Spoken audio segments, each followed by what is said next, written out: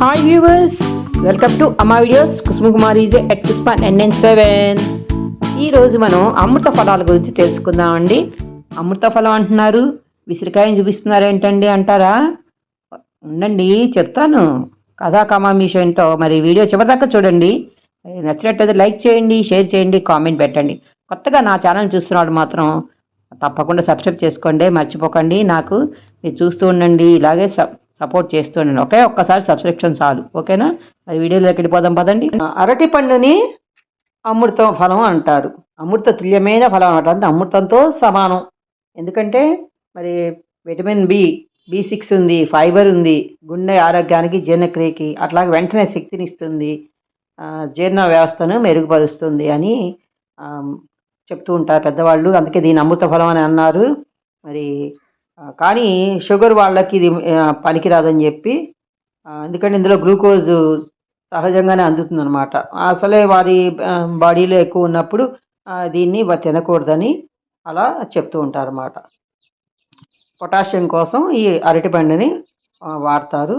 So అమృత ఫలం అని అరటిపండుని అంటారు. కానీ భూమాతగా ఆరాధిస్తూ ఉండేటువంటిది, ఆరోగ్యానికి మంచిదని చెప్పి ఆయుర్వేదంలో ఆయుర్వేద అమృత ఫలము ఈ ఉసిరిని భూమాతగా కొలుస్తారు.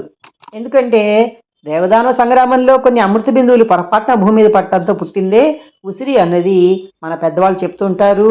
మరి సకల మానవాళిని రక్షించే ఈ ఉసిరి వృద్ధాప్యాన్ని దరిచేయనివ్వదని, ఔషధ మొక్కల్లో ఉసిరికి ఉసిరే సాటి అని చెప్తుంది చరక సంహిత.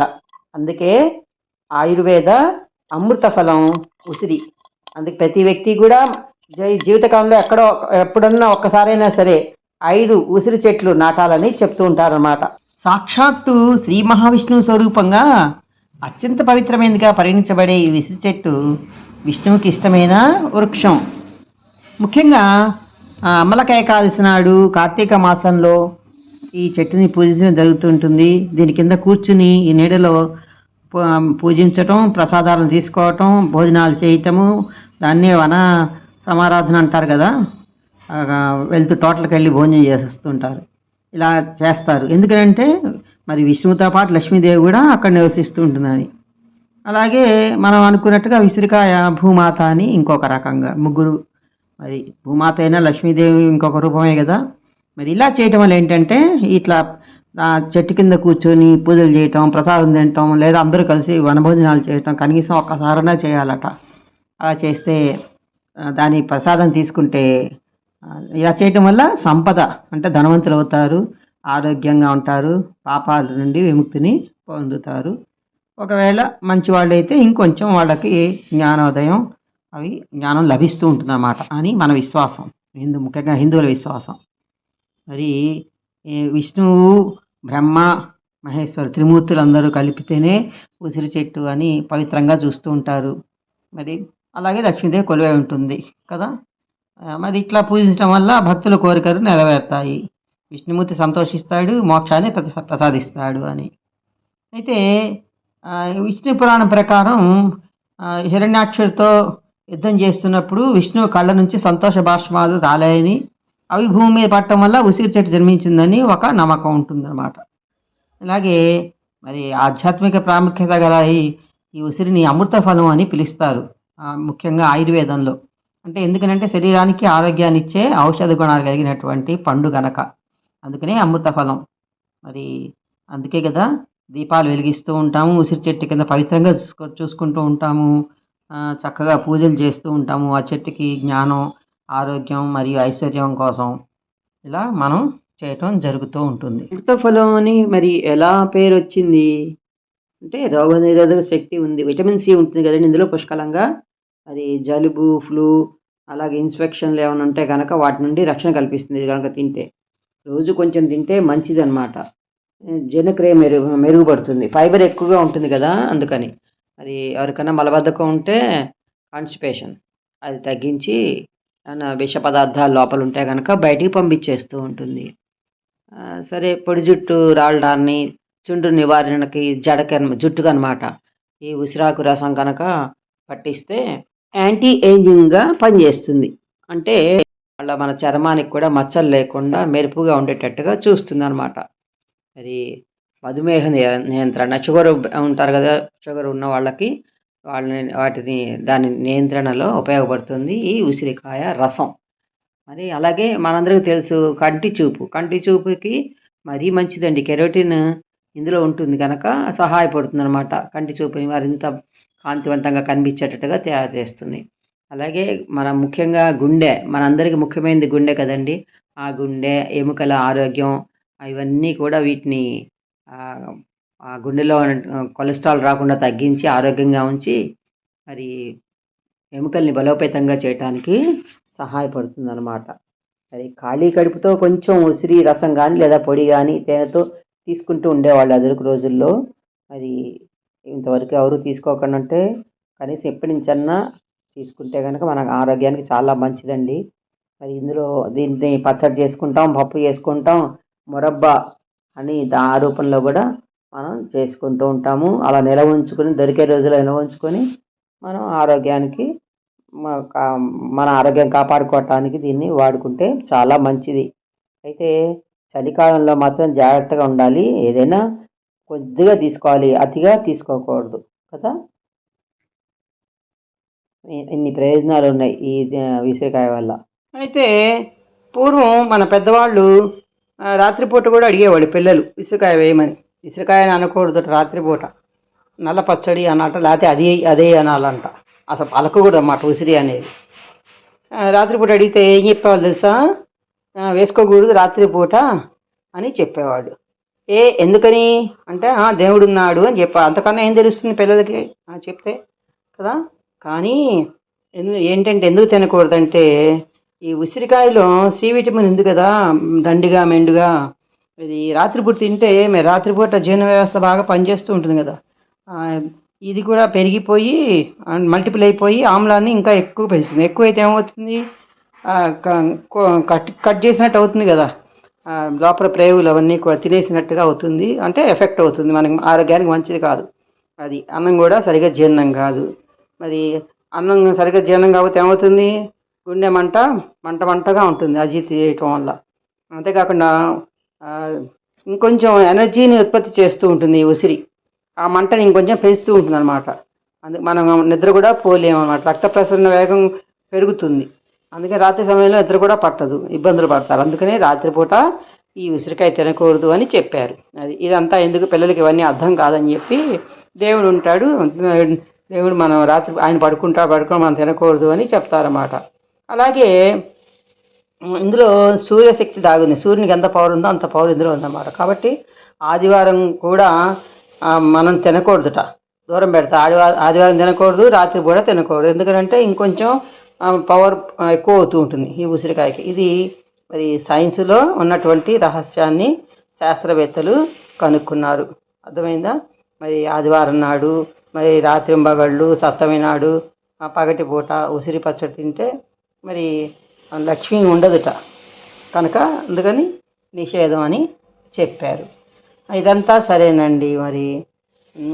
మరి పూర్వం ఇళ్లలో అందరూ కలిసి భోజనం చేసేసేవాడు కదా. మరి వాళ్ళకు కూడా తెలియదు. ఎందుకనంటే ఏం చెప్పేవాళ్ళు, పిల్లలకి అర్థం కాదని ఒకటేను. మరి వాళ్ళకి వాళ్ళ పెద్దవాళ్ళు చెప్తే వచ్చింది, తల్లిదండ్రుల నుంచి వస్తున్న నియమాలు ఇదే పాటించాలి మనం కూడా అని చెప్పేవాళ్ళు అనమాట. అప్పటి నుంచి ఎందుకు తినకూడదు అనే పట్టుదల మొదలవుతుంది పిల్లల్లో కానీ, ఎవరన్నా ఈ నియమాలు పాటించిన వాళ్ళకి కానీ ఇప్పుడు తెలిసింది కదా సైంటిఫిక్ పరంగా ఇదనమాట.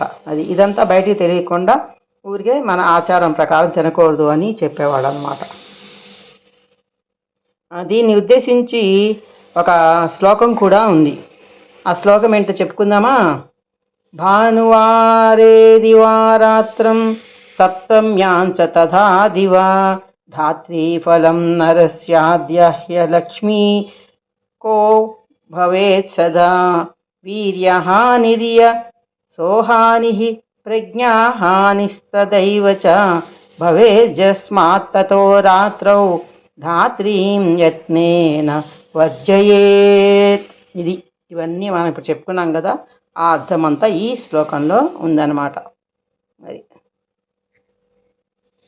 దానాలు చేయటం కూడా, ఈ ఉసిరి చెట్టు కింద కూర్చుని పూజలు చేయటం, దానాలు చేయటం ద్వారా శ్రీహరి ఆశీస్సులను పొందుతామని మన నమ్మకం. మరి అంతేకాకుండా మనం ఇందులో విష్ణువు ఉంటాడని నమ్ముతాం కదా. ఈ కాయలతో మనం పచ్చడి చేసుకుంటూ ఉంటాము, మందులకు వాడుతూ ఉంటాము. ఆ పొడిని వాడతారు తలకి రంగు కోసం, వాటి కోసం మంచిగా వెంట్రుకలు అవి మంచిగా ఉండాలని.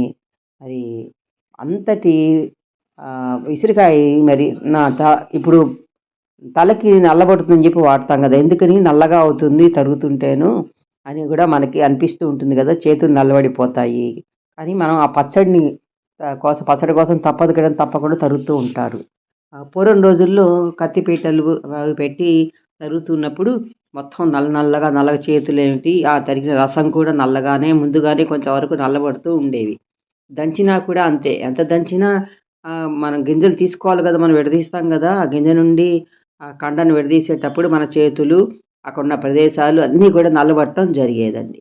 మరి విసిరికాయతో చాలామంది ఇష్టపడతారు, కొంతమందికి ఇష్టం ఉండదు. ఎందుకనంటే కొన్నాళ్ళైన తర్వాత పచ్చడి నల్లబడుతుంది అని. సరే, కొన్ని రోజులున్న తర్వాత నల్లబడుతుంది, అది వేరే. ఉన్న కొద్దీ దాంట్లో ఔషధ శక్తులు పెరుగుతాయి.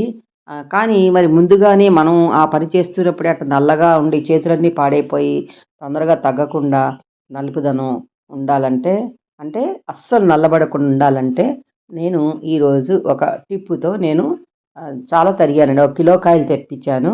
మంచి మంచి కాయలండి, ఎలా ఉన్నాయో చూడండి మీరే. పెద్దగా ఉన్నాయి, రౌండ్గా చక్కగా ఉన్నాయి. ఒక్క దెబ్బ కూడా లేదు. తొడిమ నలుపు తప్పితే చుక్క అసలు ఏమీ లేకుండా చక్కగా చూడంగానే నేను నల్లబడితే విసిరికాయ పచ్చడి తినను.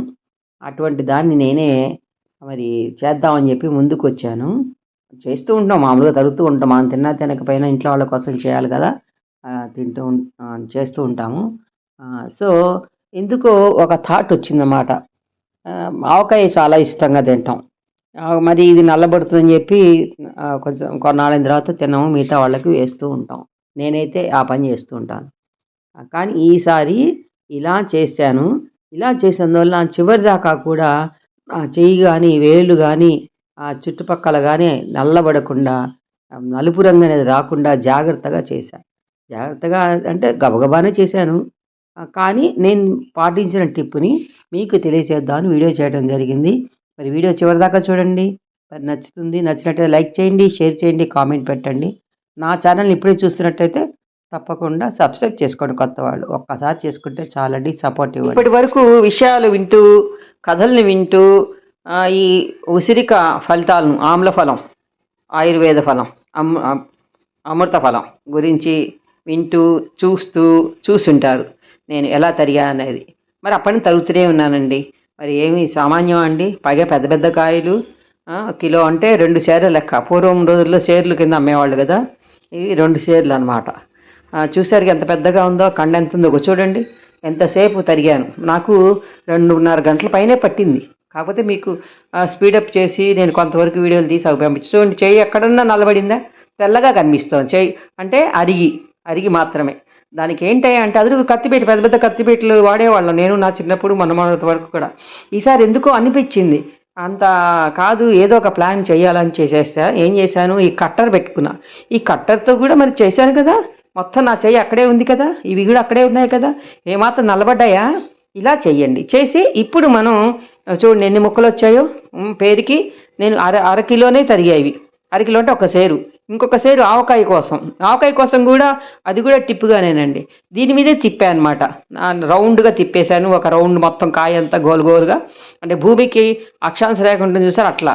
అలాగే దానికి ఆపోజిట్ డైరెక్షన్లో మళ్ళీ రౌండ్గా తిప్పేశా, అదే పెట్టాను. ఓకే, పెట్టి టిప్పులు ఏంటో తెలుసా మీకు, ఇలా మనం రౌండ్గా అట్లా కోసుకుని పెట్టిన తర్వాత విడిగా ముక్కలుగా తరగలే నేను. దానికే అట్లా ఉంది. పెద్దగా అట్లు పెడితే మళ్ళీ ముక్కలు చిమిడిపోతాయి కదా, చిమడకుండా ఉండాలని చెప్పి రౌండ్గా ఒకసారి అడ్డంగా ఒకసారి నిలువుగా చేసేసి ఆ రోజు మూత పెట్టేసి ఉంచాను. ఓకే, అలాగే మనం తొక్కు కూడా అంతే.